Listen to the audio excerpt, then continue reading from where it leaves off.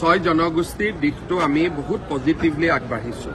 নৱেম্বৰত বিধানসভাত আমি প্ৰতিবেদন দিম আৰু ছয় জনগোষ্ঠীৰ প্ৰায় বহুখিনি আমি সমস্যাটো সমাধানৰ দিশত আমি বহুখিনি আগবাঢ়িছোঁ।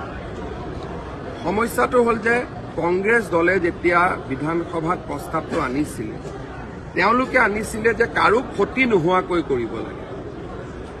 এতিয়া মই এটা ৰিজাৰ্ভেশ্যন পাই আছো, তাত যদি বেলেগ এটা কমিউনিটি আহি সোমাই ক্ষতিটো হ'বই। গতিকে এতিয়া বিধানসভাই প্ৰস্তাৱটো নতুনকৈ পাছ কৰিব লাগিব যে ক্ষতি হ'লেও জনজাতিকৰণ কৰিব লাগিব। এতিয়ালৈকে প্ৰস্তাৱটো আছে যে ক্ষতি নোহোৱাকৈ জনজাতিকৰণ কৰিব লাগে আৰু গতিকে তাৰ মাজত আমি বহুত লানি আলোচনা কৰিছোঁ। কিছু ইতিবাচক হৈছে, কিছু সমাধান হ'ব বাকী আছে। নৱেম্বৰত আমি বিস্তৃত প্ৰতিবেদন দিম আৰু ৰাইজে নিজে দেখা পাব যে আমি কিমান পজিটিভলি বা চিনচিয়াৰলি এই সমস্যাটো সমাধানৰ কাৰণে চেষ্টা কৰিছোঁ।